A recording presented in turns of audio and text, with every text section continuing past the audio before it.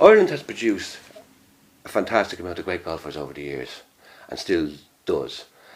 I'm out in Skerries today talking to one of the most popular professional club golfers, a man whose family name is synonymous with Skerries Golf Club. Jimmy Kinsella, it's nice to talk to you. Thank you. Jimmy, I suppose it was inevitable that you were going to, your life and your career would revolve around golf, particularly with your dad being a professional. Yeah, he was the pro here in Skerries from 1930, and we grew up beside the golf course just across the railway from it. So we spent our whole childhood there, caddying and playing and messing around. Yeah, and were you interested in other sports, or did you just gravitate to golf immediately? No, it was golf all the time until I was about 17, and then I started to play Gaelic football then. All right, yeah. And I was always interested in the motorbikes, of course. Yeah, yeah. And did you spend a lot of time on the course early on? All the time. Spent every day on it, and even after school. I went up to the golf course after school. Of course, I never did my exercises, and I was kept in. They found it better than beating me. They decided to keep me in. It was a bigger punishment to keep me in after school than it was to punish me. Of course, yeah. Your dad was phenomenal. He was. He served his apprenticeship at Greystones, Milltown, Enniskillen, and then in 1930 he came here to Skerries and was the club professional for 46 years. Yes, yeah. I mean, that's some reign. And the whole family dynasty now, you took over from him in 76. That's right, yeah. And now your son Bobby has taken over from me. So over 80 odd years in Skerries Golf Club, the Kinsellas have been the professionals. Yeah, it's a long time. Isn't it? It is, yeah. It's fantastic. Testimony to it. There must have been some, you came across when you were a young lad, some of the members. Sean Lemass was a member. Sean Lemass, he was captain and president of the golf club, and when it became my turn to caddy for him, I took over after my brother Sean had him, and then other people had him before that, and people after me, but I caddied for him for several years, and he was an absolute gentleman, a real kind man, and he paid me real well. Oh, that was fantastic, yeah. I actually played with him once. He asked me to play a 4-ball with him one day against two other men, and we won 5-4. I'll never forget it. Yeah. And I got £1. Very good. At that time, that was good. Good money, yes. Yeah. So when you started playing then, Jimmy, I mean straight away, in 53 you won the Connacht Boys title, and you retained it the following year, and you won the Leinster as well. I did, yeah. What intrigues me, Jimmy, is I couldn't believe it when you turned professional at 15. At 15, yeah. There's nowhere to go. I couldn't become a member of a golf club. Yeah. You couldn't get in as a member. You weren't, people like us didn't get in, and you couldn't play. And so, like all the other fellas before me, like Ray Hayden and Christy Green, Ernie Jones, the only way they wanted to play golf, and the only way was to play golf was to become a professional golfer. Yeah. But at 15, God, that was very young. Yeah. And you went over to England to Fulwell. Yeah. I still remember being met on Euston Station by one of the assistants at Fulwell to bring me up there. Yeah. And my job was to follow the lesson balls. I thought I was going to be an assistant pro and mending golf clubs and giving lessons and playing. Yeah. But no, I was out. That was your start. That was the ground in it. That was it, yeah. Yeah. And how long did you stay over there? Oh, I spent 3 months there. But there was a guy there in the golf club, a young man at the time. He was the reserve goalkeeper for Liverpool, who would have been in those days 2nd division. Right. And he brought me up to Sunnydale to watch a tournament. Yeah. And standing around anyway, I met Harry Bradshaw, and then Christy O'Connor came out and he said, "What are you doing over here?" And I told him, and he said, "Do you want to come? Would you get in touch with your dad and ask him, can you come to me?" Yeah. So I was I wrote a letter real quick because there was no telephone at home. Yeah. And I went to Christy in 1955, and I spent a year there with him. Yeah. Was that in Bundoran? In Bundoran. Oh, gee, it was great to get out from England. Yeah, it was great. Yeah. But that must have been fantastic for a young lad your age. Like even then, Christy O'Connor had an aura about him. Yeah. Oh yeah, he was just to win his first tournament, first £1,000 tournament. Yeah. And he was a great golfer. great golfer. So Yeah. it was a great honour to be able to go there. Yeah, yeah. And how did you find? How did you get on with him? Oh, great, great. Yeah. We played a lot of golf together. Yeah. A lot of golf. Any chance he got, we were out playing. Yeah. And especially in the winter time.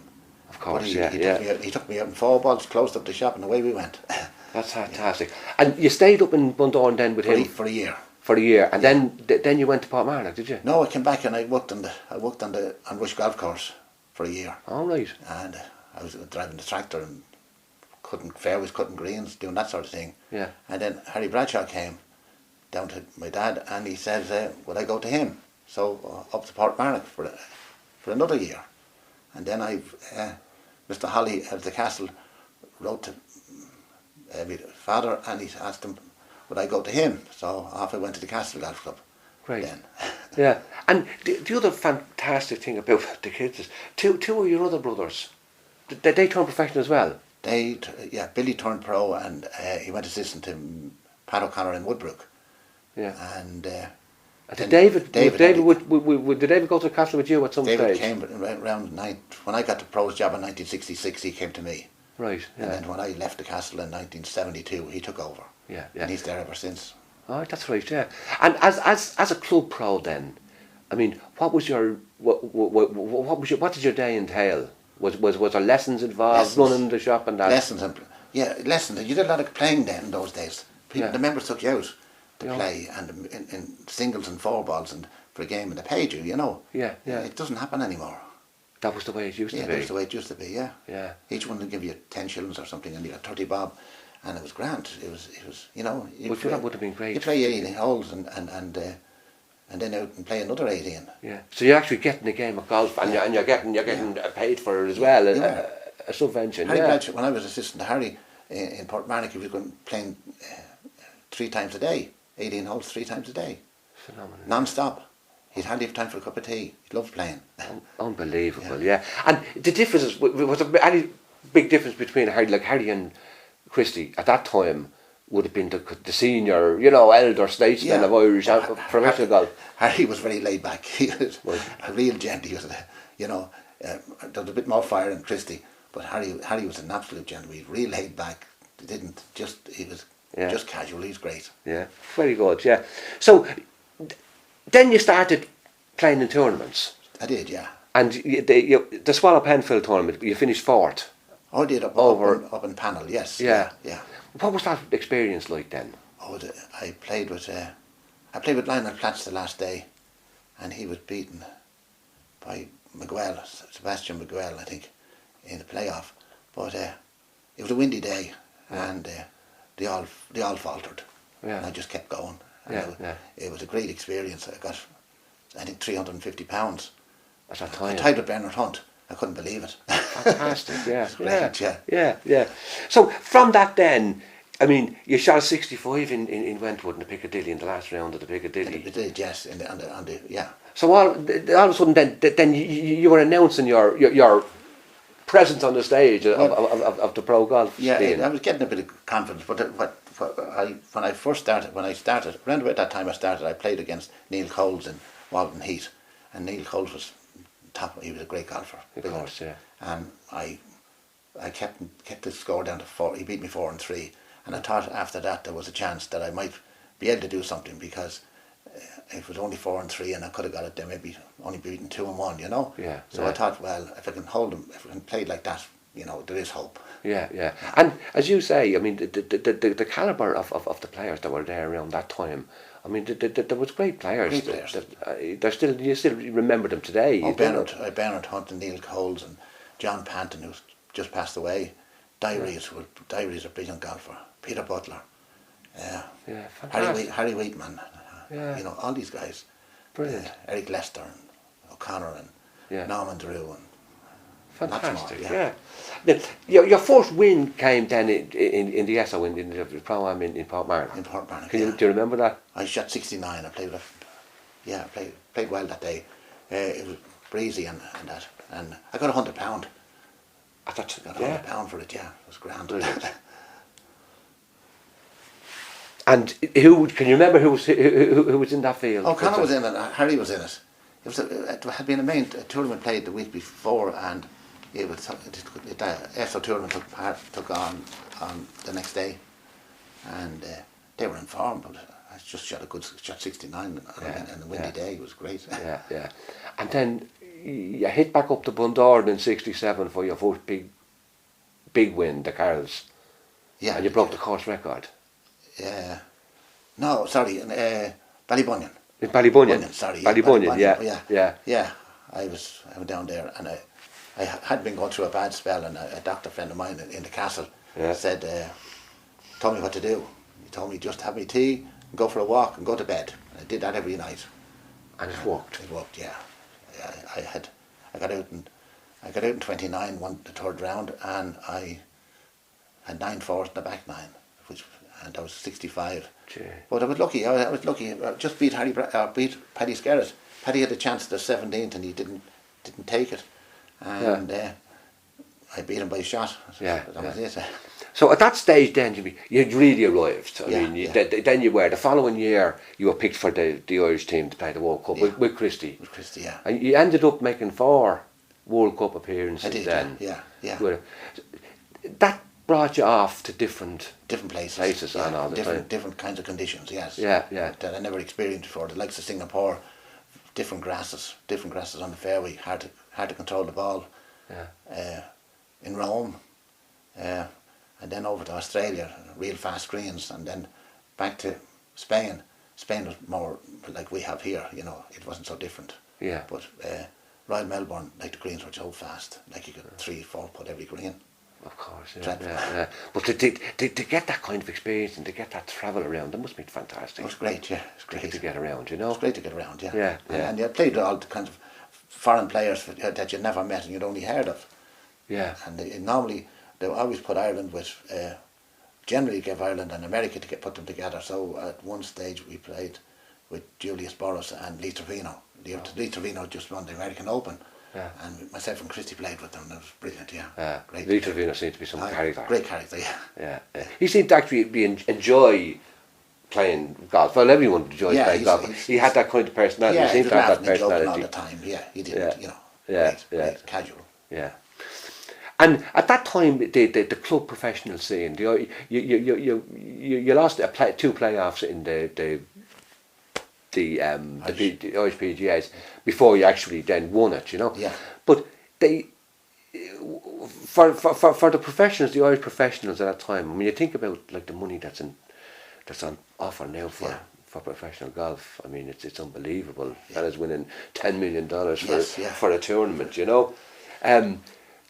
was a great rivalry between the players then at that time. You would have known them all. Oh yeah. And you would have been meeting them on the circuit. Especially there was some nice players up in the north of Ireland, and there was always that little bit of rivalry. But just keen rivalry. Yeah. If a fella from the north was doing well, we'd try and get in front of him. But we were all pals, Yeah, of course, yeah. And the social element of it, Jimmy, what did you enjoy that? And was there much of a social interaction between the we always like to professionals? Yes, there was. We always get a few days beforehand, and we'd have games together, and that was that was even more enjoyable than the tournament. It just prepared you for the tournament, playing with the guys for a cup, for a pound or so. Of course, and yeah. A bit of cracking, Yeah. just to get away from the club job. Yeah, exactly. Yeah. And in that early period in the 70s, Jimmy, that's when you had your most successful period, late 60s, early 70s, the Irish Dunlop Championship. Yeah. But then in 72, I mean, that's when you won the Madrid Open. I mean, people still say that the first Irish golfer to win a European Tour event. I mean, that's a huge, that's a fact. When you think of the Irish golfers, what they've done now, I mean, to be the first man to get onto the European Tour and win an event like that, I mean, surely that must have made you feel really. Yeah, that I'm here. Yeah, I'd gone through a bad spell. I'd been nearly drowned in Zambia, and then I went out to Barcelona, and I played better than I thought I'd play.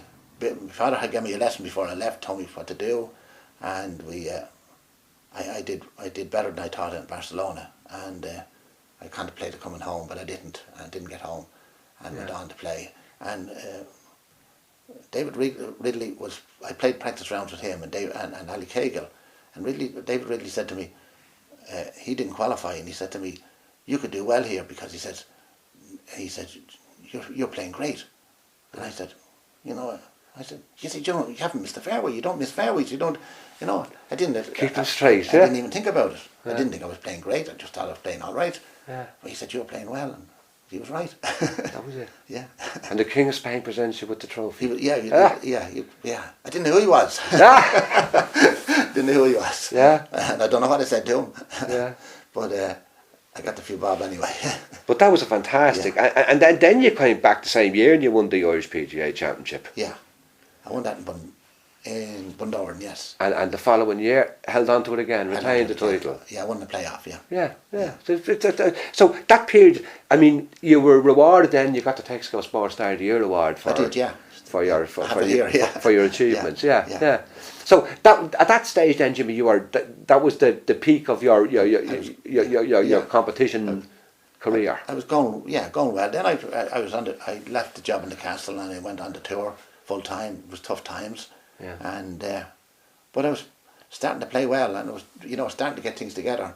Yeah. And I was placed a good many times.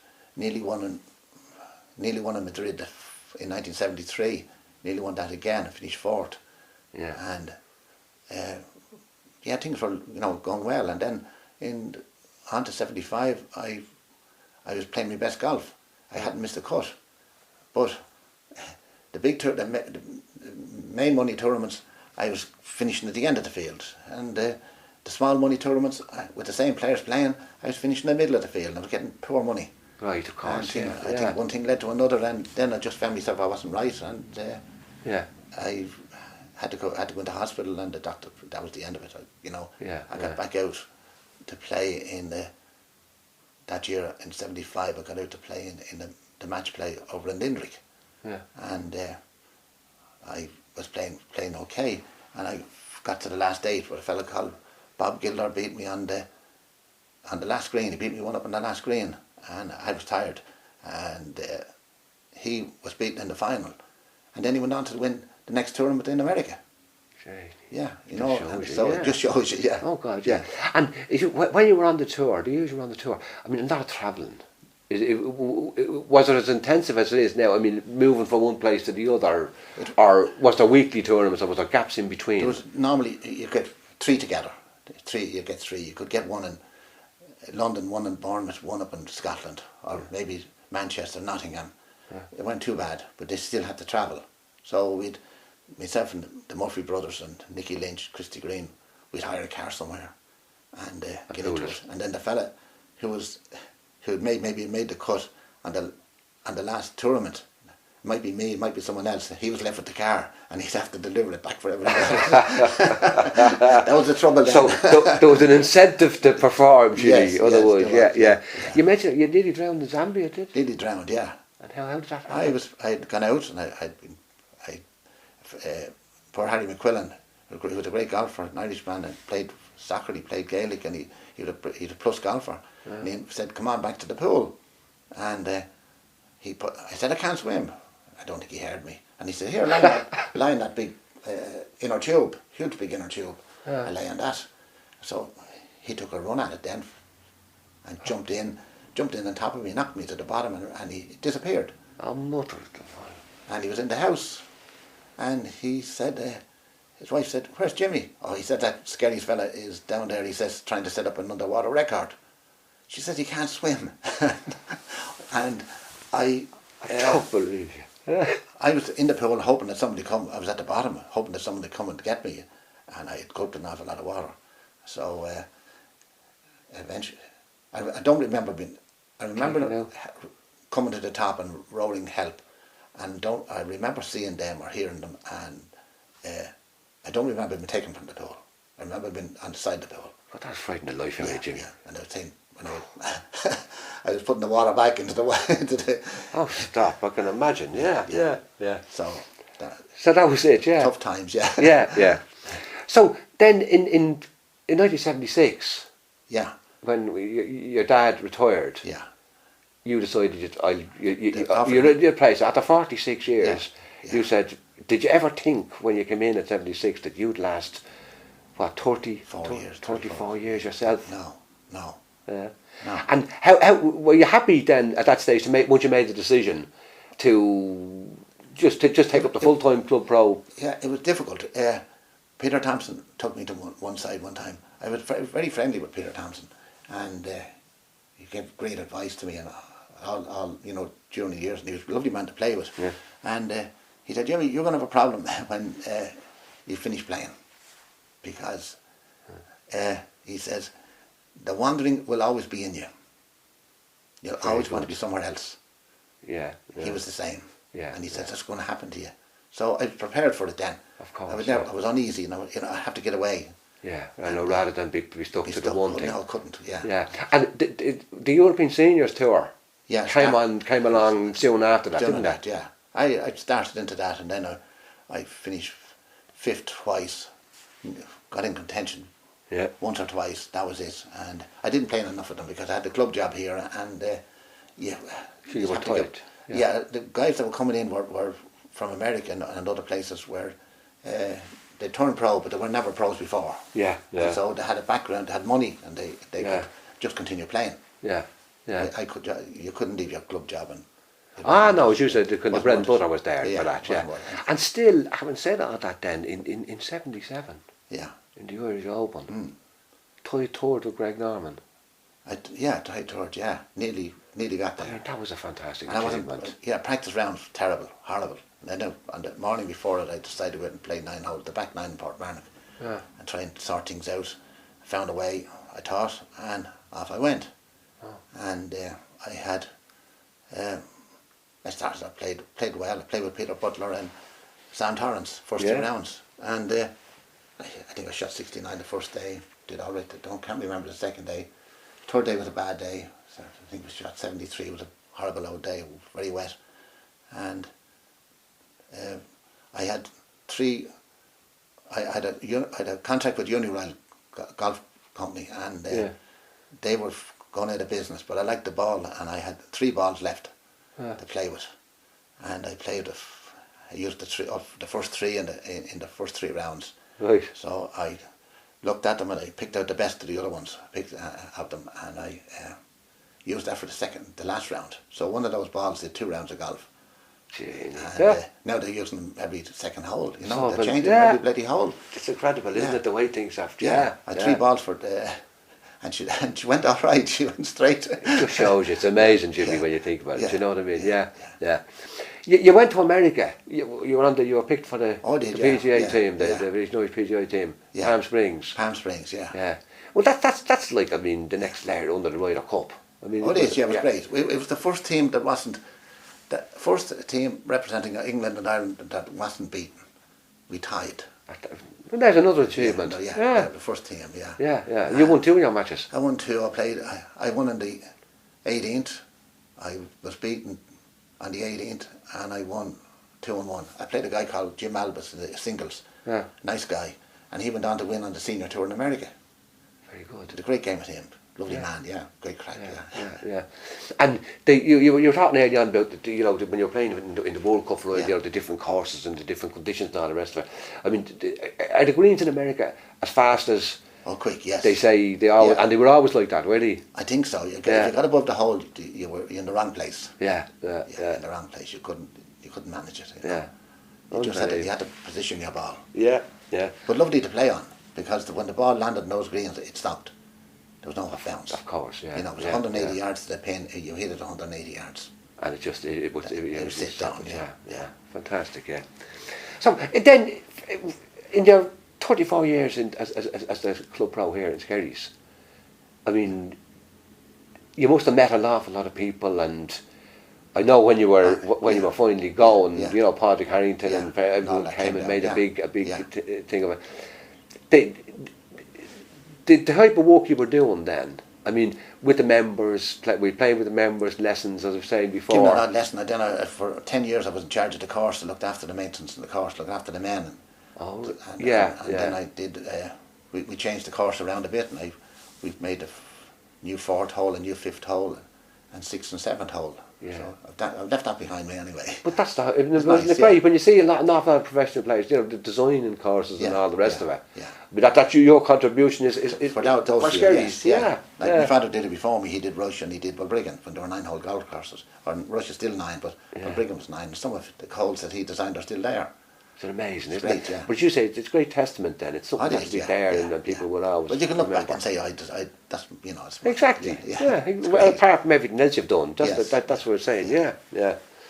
But changes, Jimmy. You must have seen huge changes in the game of golf. I'm just, you know, the debate they're having now about these belly putters, and they're thinking of trying banning them on the tour and all the rest of it.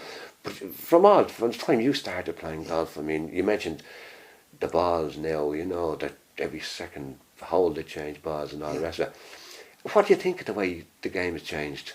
I look at the clubs that I used. So you wouldn't take them out. Yeah. You know, you couldn't. You had to hit bad shots with them. They were too difficult to use. Yeah. The drivers especially, you wouldn't hit the drivers, and little or no loft on them, and if you went deadly accurate, the ball went sideways. Yeah. You know, Yeah. the modern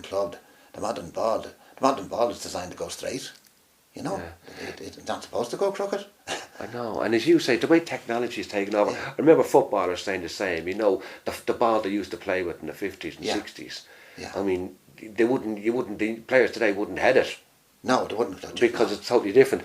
And it's a whole thing about technology and the length that people are driving balls now. And I mean, how much of that is to do with the manufacture of the stuff as against the skill of the players? Years ago, a small little guy with small wrists, small hands, wouldn't have a chance, right? Yeah. Now he can get a golf club that will let him hit the ball as far as anyone else. Yeah. Because he can get a shaft and the ball, and it just, you know, small guys hit the ball a mile. Yeah. You don't have to be a big, strong man now to hit it. Of course, yeah. In the old days, the stronger you were in the hands, the stronger the wrist you had, the further you hit it, that was it, but not anymore. Yeah. You were always regarded as, I don't want to embarrass you, as one of the most popular golfers, pros out there. I mean, people have said that all over the years, even now today, you know. You were elected the president of the PGA, the captain, in '87. That kind of bond that was there between the lads you started playing with and they were still there later on. Yeah. I mean, did that stay with you, Jimmy? Did you become friends, or is it just when you meet people on a social level? I know we're all friends. We're still, you know. Yeah. We still meet them, and you know. Yeah. Like especially, I go down to Waterville now and again, and see Miko and Liam Higgins, and I go to Westport. And Alec Melia was the pro there, and he lives next door. Yeah. So. And you're still playing? I'm still trying to play, yeah. Trying. Leave that word out of it. No, I'd say you're still playing well, Jimmy, you know? Yeah. And you mentioned, in your early days, you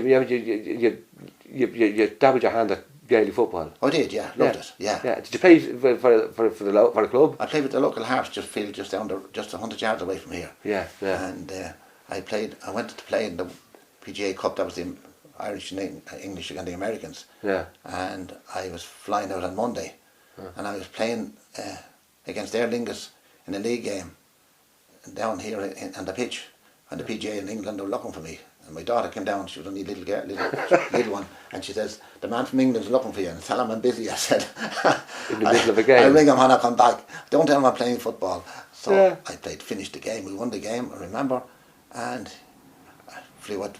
He said, "What time are you coming at?" I said, "I don't know." And he said, "You better come tonight. What plane will you come on?" I said, I don't know. And I said, "What are you going to do?" I said, "I'm just going up to the airport as I usually do." And I said, "They'll look after me." So Aer Lingus were great. Yeah. You know, I just turned up and they said, "Jimmy, where are you going?" And that was it. I was away. For the next one. Yeah. They looked after us great. They look after the golfers great. But that's brilliant. Yeah.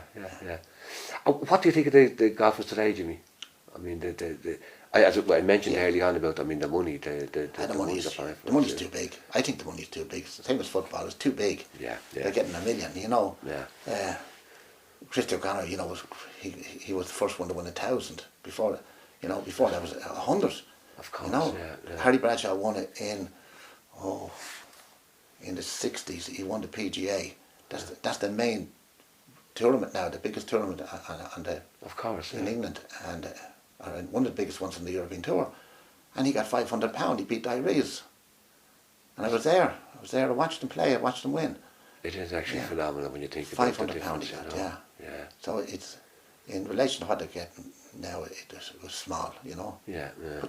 But we enjoyed it just the same, It was just, to get out and play the game. That's the whole point about it. Exactly. Yeah. And you mentioned some of the great characters that you played, which you grew up with. Yeah. I mean, Christy and Harry, legends and things, and that. When you went away to play, Diaries, Peter Thompson, all these men. I mean, anyone who is interested in golf even today will know all these ones. Yeah. Thompson won 6 British Opens. Sorry, he won 5. Five, was it? Runner up twice. Yeah. Did you ever have? You played the British Open once, didn't you? I made the last day once. Yeah, I played it a few times. I never made the last day. I made the last day once. Yeah.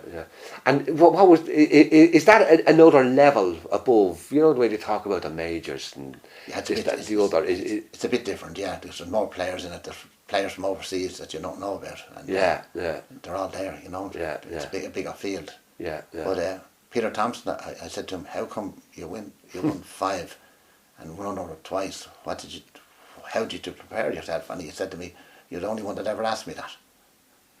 Yeah, and he said that he was over in England and he thought he'd go home for a rest. Yeah. And as he said, he just messed around and didn't practice very much, just played an odd game, just took a rest, came back, and he said to me, "I always played one tournament before the British Open. Yeah. And there's nothing like a card in your back pocket," he says, "to get you right." Yeah. I just played the week before, he says, and then it worked once and it worked 5 times for me. Nearly worked 7. Amazing. Yeah. He did that every year, he told me. He had a routine for it. Took a routine, took a rest for a couple of weeks, and then come back, played one tournament, and then the British Open, and he felt that that was the right way. You can actually see the logic in that when you're doing it, Yeah, fantastic, yeah. Of all, when you look back, Jimmy, on your career, all the successes and that things you've had, is there only one thing that jumps out at you and you say, I'm proud of that? Oh, I've tournaments, like, I remember them, most of them, and like the boys' championships were great. Yeah. But I think the one that gave me greater enjoyment than any was the one. It was the Moran Cup down in the Curragh. Right. And my father had tried to win the Moran Cup for all his life and was beaten. It used to be match play, and he was beaten in the final. So when Christy played in the Moran Cup, and I shot 68 in the Curragh and won, and it was great to win and like to beat Christy, to finish ahead of him, not to beat him, to finish ahead. And when I came home to Home Farm Road where I lived, and my mother said, you better bring the cup down. I had to show the bill because he had never won it and he wanted to see it. And he was proud as punch. I'm sure he was. So that's fantastic, Jimmy. Yeah. He wanted to see that Moran Cup, and that was it. That was the biggest thing. He'd never won it, and when I won it. But that must have made him very, very proud. Him proud, yes. Really did, yeah. And talking about proud, I mean, when you handed over the mantle in Skerries, it was your own son, yes, Bobby. Yeah, to Bobby, yeah. And I mean, Bobby obviously a great golfer. Bobby, yeah.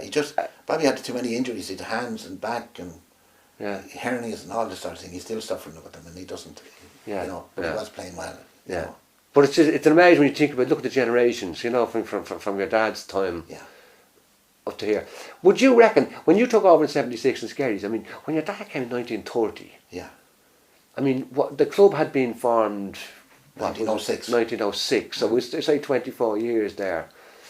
You made reference to the fact that, that at that time you couldn't, very hard for somebody to get into a golf club, to play golf. Yeah. I mean, was that as bad back in the 30s when your dad started? It would have been, yes. You were invited to play, invited to join. Yeah. You just couldn't turn up and you wouldn't get in. It was a closed knit community. You just had to Yeah. The chosen few.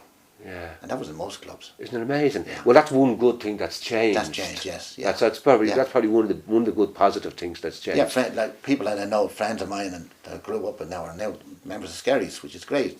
Yeah. And it's the same all over. Fantastic, You know, yeah. And on that, Jimmy, there's one thing that always confused me a bit. Artisan golf.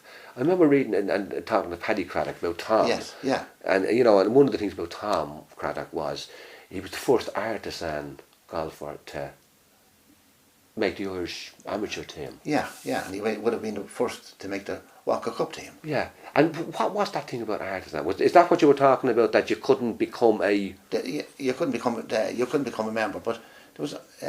irrespective of how good you were at the game? Yeah. There was artisans in the Castle, there was artisans in the Grange, and Woodbrook, Milltown, in most of the city clubs had them, didn't have them out here. Yeah. They had the artisans, and all those guys then eventually, when other clubs started opening up, they joined. So there was a couple of good golfers in the Castle Golf Club that were artisans, and they joined Lucan. Remember, that was in the 60s, right? early 60s. They joined Lucan, which was great for them. They were great golfers. They were single figure golfers. That's what I'm saying. It's incredible to think that. I mean, people with that talent and love for the game, and they weren't allowed at that time. That's right. Yeah. My father would have been sort of an artisan in Greystones. Yeah. In those days, they allowed them to play early in the morning. Yeah. The golfers didn't play till. There were so few of them didn't go till about 10. Yeah. So you could get out and play a few holes before them. Yeah. I always remember, go back, we were talking about caddying for Sean Lemass.